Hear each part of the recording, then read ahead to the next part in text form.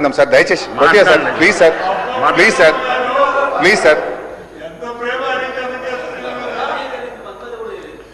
అధ్యక్ష, మనం ఎస్సీ వెల్ఫేర్లో నిధుల గురించి ఎట్లా ఖర్చు పెడుతున్నారో చెప్పిన అధ్యక్ష. ఎస్సీ కార్పొరేషన్కు 3,267 కోట్లు బడ్జెట్లో కేటాయించి గౌరవ ఉప ముఖ్యమంత్రి బట్టి విక్రమార్క గారి సాక్షిగా ఈ సంవత్సరం పెట్టిన ఖర్చు 28 కోట్లు మాత్రమే. ఇది ఏ రకంగా దళిత సమాజాన్ని ఉద్ధరించే పద్ధతి ఇది? అదేవిధంగా నిధుల సంగతి చూస్తే అట్లా. ఇంకోటి అధ్యక్ష, ఒకవైపు నిధుల్లో కోత పెడుతూ దళితుల జీవనాధారమైనటువంటి అసైన్డ్ భూములను కాజేసే ద్రోహ చర్యలకి ప్రభుత్వం పాల్పడతా ఉంది. కాంగ్రెస్ మేనిఫెస్టోలోనేమో ఎస్సీ ఎస్టీ అసైన్డ్ భూములకు పట్టాలిస్తాం, మిమ్మల్ని ఓనర్లు చేస్తాం అని ఘనంగా చెప్పారు అధ్యక్ష. కానీ 2 ఏళ్ల కాలంలో ఏం జరిగింది అధ్యక్ష? ఈ రాష్ట్రంలో 50,000 ఎకరాల ఎస్సీ ఎస్టీ భూములను అన్యాయంగా ఈ ప్రభుత్వం కాజేస్తా ఉంది. పారిశ్రామిక పార్కుల పేరు మీద, రోడ్ల పేరు మీద ఎక్కడ చూసినా దళితుల భూములే లాక్కుంటా ఉన్నారు. 50,000 ఎకరాలు. ఈ రోజు ఈ ప్రభుత్వం ఎస్సీ ఎస్టీ భూములను, నేను జిల్లాల వారీగా వివరాలు చెప్పడానికి రెడీగా ఉన్నా, డిస్కషన్ పెట్టండి. ఏ జిల్లాలో ఎంత ఎక్వైర్ చేసిండ్రు, ఎంత నోటిఫికేషన్ ఇచ్చిండ్రు, ఎన్ని ప్రపోజల్స్ పెట్టిండ్రో కూడా డీటెయిల్స్ చెప్పడానికి రెడీగా ఉన్నా. Is it fair? ఇది మీకు న్యాయమా? దళితుల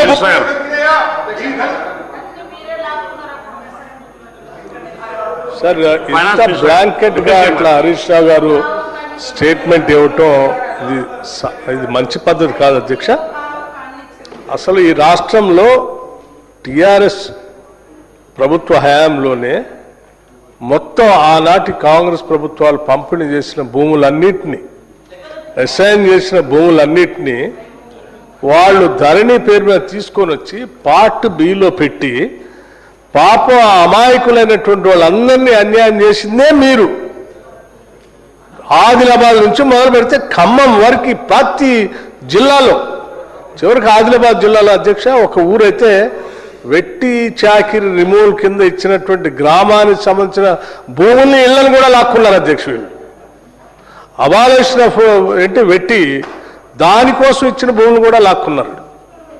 వాటన్నింటినీ సరిచేసి ఈరోజు మీరు పార్ట్ బిలో పెట్టి ఆ భూములన్నింటినీ మీకు కావాల్సిన వాళ్ళందరికీ అడ్డగోలుగా పంపిణీ చేసి కావాల్సిన రకరకాల కొన్ని చోట్ల అయితే లేఅవుట్లు చేసి కూడా అమ్మేశారు అధ్యక్ష. అది ఏ స్థాయికి వెళ్ళిందంటే వీళ్ళు లేఅవుట్ చేసి అమ్మారు, రిజిస్ట్రేషన్ చేద్దామంటేనేమో అది పిఓటి కింద ఉంది. చివరికి కొనుక్కున్నోళ్ళు అమ్మినోళ్ళు ప్రభుత్వం అన్ని గందరగోళ పరిస్థితుల్లో కొన్ని పెట్టారు.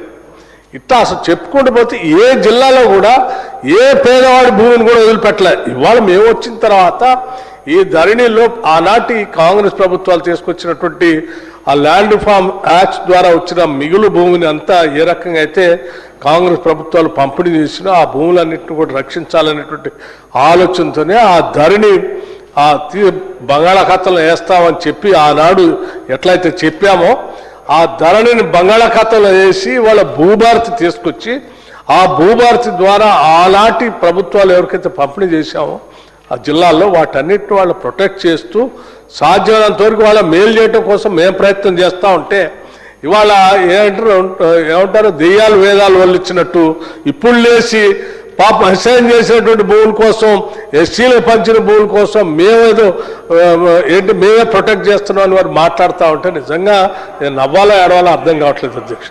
దయచేసి హరీష్ రావు గారు పేద దళిత కుటుంబాలపైన, భూమి లేని నిరుపేదల జీవితాల నిస్సహాయతని మనం హాస్యాస్పదం చేసి మనం ఈ రకంగా మాట్లాడుకునే కార్యక్రమం చేయొద్దు అధ్యక్ష. మేము సాధ్యమైనంత వరకు ఈ ప్రభుత్వం, ఇందిరమ్మ ప్రభుత్వం, వాళ్ళకి కావాల్సిన స్థాయిలో న్యాయం చేయడం కోసం ప్రయత్నం చేస్తూ ఉన్నాం.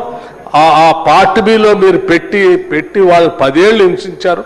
వాటి సాధ్యమైనంత న్యాయం చేసే క్రమంలో మేము ఉన్నాం. దయచేసి తప్పుదో పట్టించొద్దని వారికి నేను మనస్ఫూర్తిగా విజ్ఞప్తి చేస్తా ఉన్నాను.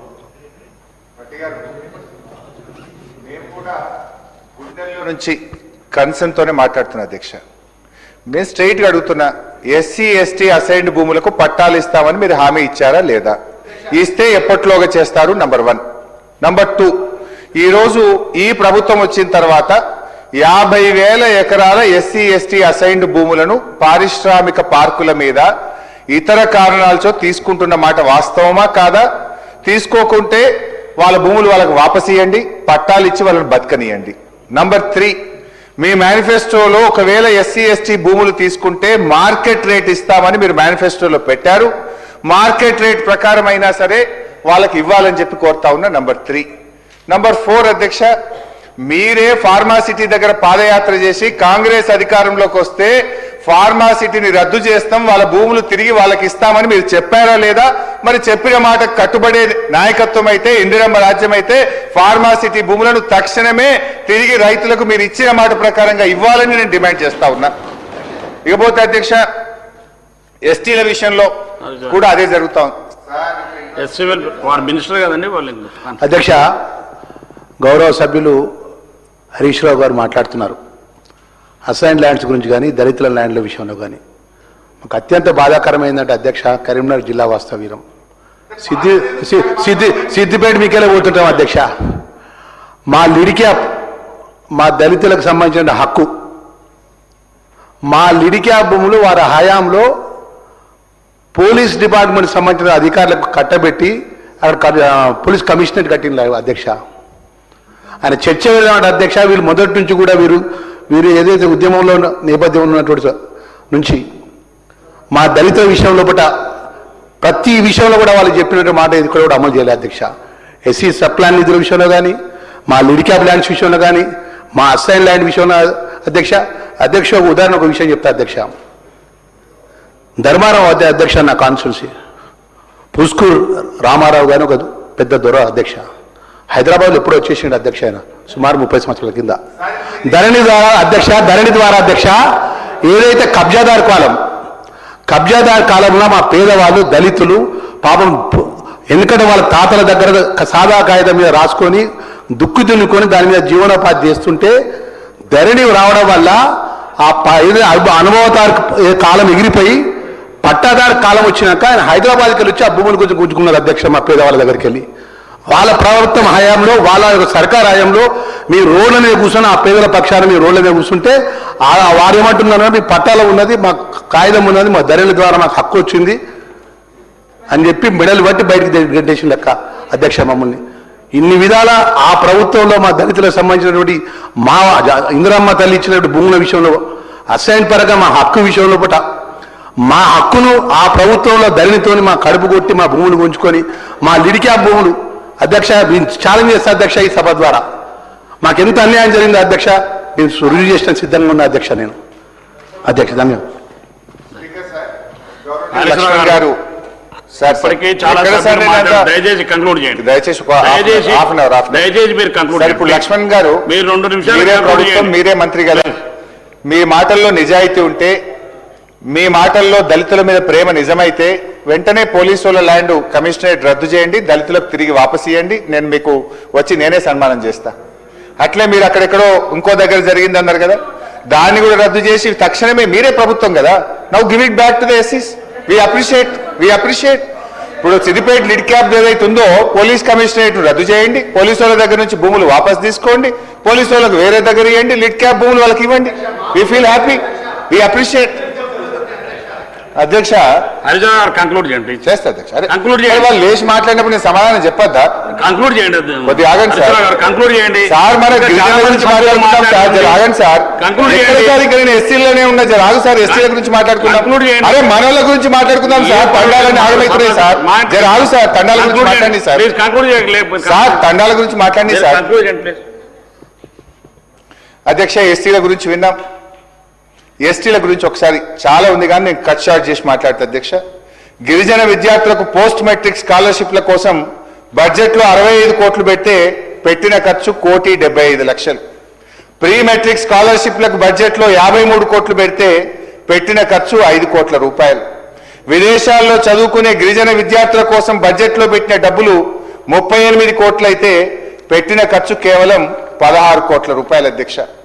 ఆనాడు కేసీఆర్ గారు గిరిజనులకు 10% రిజర్వేషన్ అంటే 10% రిజర్వేషన్ ఇచ్చాం, తండాలను గ్రామ పంచాయతీలు చేశాం, తండాలకు రోడ్లు వేసే ప్రయత్నం చేసినాం.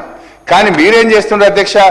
ఇలా గిరిజన పిల్లల స్కాలర్షిప్ల కోసం బడ్జెట్లో పెట్టిన నిధులు ఖర్చు చేయకుండా 1,750 కోట్ల రూపాయలు ఇలా గిరిజన విద్యార్థుల డబ్బుల మీద కోత పెట్టినారు అధ్యక్ష. ఒకవైపు నిధులు మళ్లిస్తున్నారు, ఇంకొక వైపు గిరిజనుల భూములన్నీ కూడా తీసుకునే ప్రయత్నం చేస్తున్నారు. భట్టి గారు, మరి అధికారులు మీ దృష్టికి తెచ్చారో లేదో, ఎంత జిమ్మిక్ అంటే మీ బడ్జెట్ నాకైతే చాలా బాధతో మాట్లాడుతున్నా అధ్యక్ష. హౌసింగ్ డిపార్ట్మెంట్కి ఈసారి బడ్జెట్లో ఎన్ని డబ్బులు పెట్టారు?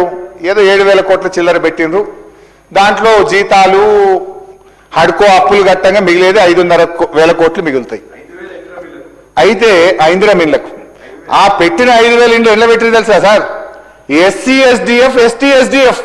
పాపం ఎస్సీలకు ఇవ్వాల్సిన ఎస్డిఎఫ్ డబ్బులను ఇందిరా మిల్లకు, అంటే బీసీ కానీ ఓసీలు కానీ ఇల్లు కట్టరా అధ్యక్ష? పెట్టిన 5,000 కోట్లలో అధ్యక్ష ఎస్టీ ఎస్డిఎఫ్ కింద 3,124 కోట్లు పెట్టారు. ఎస్సీ ఎస్డిఎఫ్ కింద 3,535 కోట్ల రూపాయలు. మొత్తం హౌసింగ్ పేరు మీద ఎస్సీ ఎస్టీ ఎస్డిఎఫ్ కింద పెట్టేసి ఏమనంటే ఎస్డిఎఫ్ కు నిధులు పెట్టామని చెప్పి దాంట్లో మాయ చేసి ఇవాళ ఎస్సీ ఎస్టీ ఎస్డిఎఫ్ నిధులను కూడా మళ్లించేటువంటి ప్రయత్నం జరుగుతూ ఉంది అధ్యక్ష. ఇంత దారుణమా అధ్యక్ష? మీరుండి ఈ రకంగా మళ్లించడం ఇది మీకు తగదు అని చెప్పి మీరు ఆన్సర్ చేయండి sir. Last let me complete sir, time అవుతుంది ప్లీజ్. బీసీ వెల్ఫేర్ అధ్యక్ష, బీసీ వెల్ఫేర్ లో అధ్యక్ష 2014-15లో 1,090 కోట్ల రూపాయల బడ్జెట్ ఉంటే మేము దిగిపోయే నాటికి 4,000 కోట్ల రూపాయలకు పెంచినాం అధ్యక్ష. కానీ మీరేం చేశారు? 2024-25లో బీసీలకు మీరు ఖర్చు పెట్టిన డబ్బు 3,067 కోట్లు మాత్రమే, తగ్గింది. మా పీరియడ్ కంటే బీసీల పట్ల 1,000 కోట్ల రూపాయలు బడ్జెట్ లో మీరు తక్కువ ఖర్చు పెట్టినారు. చెప్పుడేమో ఘనం, ఆచరణ శూన్యం. కామారెడ్డి బీసీ డిక్లరేషన్ లో ఏడాదికి 20,000 కోట్ల రూపాయలు బీసీల కోసం ఖర్చు పెడతామని, బీసీ సప్లై అమలు చేస్తామని, కానీ ఇలా చేసింది ఏంటంటే 20,000 కోట్లు అని చెప్పిండ్రు. గత బీఆర్ఎస్ ప్రభుత్వం కంటే 1,000 కోట్లు తక్కువ చేసి కేవలం 3,000 కోట్ల రూపాయలు మాత్రమే 50% జనాభా ఉన్న బీసీల మీద ఖర్చు పెట్టినారు అధ్యక్ష. అధ్యక్ష, మీ ప్రభుత్వం వచ్చిన తర్వాత ఇవాళ చేనేత కార్మికులకు చేనేత బంద్ అయింది, థ్రిఫ్ట్ బంద్ అయింది, రంజాన్ బతుకమ్మ చీరల ఆర్డర్లు బంద్ అయినాయి, గొల్ల కుర్మలకు గొర్రెలు బంద్ అయినాయి, ముదిరాజ్ బెస్త సోదరులకు చేప పిల్లలు బంద్ అయింది, గౌడన్నల కళ్ళు దుకాణాలపై దాడులు పెరిగినాయి, మద్యం షాపుల్లో 25% రిజర్వేషన్ ఇస్తామని మాట తప్పారు, ఎంబీసీ మంత్రిత్వ శాఖ మాట తప్పారు, బీసీ యువతకు 10 లక్షల వడ్డీ లేని రుణాలని చెప్పి మాట తప్పారు. ఆ బీసీ ఆత్మగౌరవ భవనాలు అద్భుతంగా కేసీఆర్ గారు నియోపోలిస్ లో కోకాపేట్ లో ఇస్తే అక్కడ మేము పూర్తి చేసిన గొల్ల కుర్మల భవనానికి వెళ్లి ముఖ్యమంత్రి గారు ప్రారంభోత్సవం చేసి వచ్చింది తప్ప 2.5 సంవత్సరాల మీ పాలనలో బీసీ ఆత్మ గౌరవ భవనాలకు ఒక్క రూపాయి కూడా ఈ ప్రభుత్వం విడుదల చేయలేదంటే బీసీల మీద మీకు ఉన్నటువంటి ప్రేమ ఏ పార్టీదో మనకు అర్థమైతా ఉంది అధ్యక్ష. అధ్యక్ష, కంక్లూడ్ చేయండి ప్లీజ్. టైం సార్, దయచేసి సార్, దండ సార్. అరే బాబు, ఎస్సీ ఎస్టీ బీసీ మైనార్టీల గురించి మాట్లాడుతుంది సార్, దయచేయండి సార్. 2 hours టైం ఇచ్చినాం, కంక్లూడ్ చేయండి. 2 గంటలు మైనార్టీల గురించి, ముస్లిం మైనార్టీల గురించి కూడా ఒకసారి విందాం అధ్యక్ష. మీరు కంక్లూడ్ చేయండి సార్. ఒక్క నిమిషం వినండి సార్. మైనార్టీల విషయంలో ఈ ప్రభుత్వ తీరు ఎట్లా ఉందో ఒకసారి మనం మాట్లాడుకోవాల్సిన అవసరం ఉంది అధ్యక్ష. భట్టి సాబ్, ఆ బడ్జెట్ में कांग्रेस पार्टी इलेक्शन मैनिफेस्टो में आप लोग बताए कि माइनॉरिटी बजट 4,000 करोड़ रुपया देंगे बोल के आप वादा करें. परसों पिछले बजट में आप लगाए 3,500 करोड़, लेकिन खर्च कितना हुआ? सिर्फ 1,600 रुपया खर्च करे. That means it's only 45%. Budget में लगाए कम, लेकिन उसमें खर्चा आधा भी नहीं करे, सिर्फ 45% खर्च हुआ है. बीआरएस का क्या काम है मैं बताना चाहता हूं.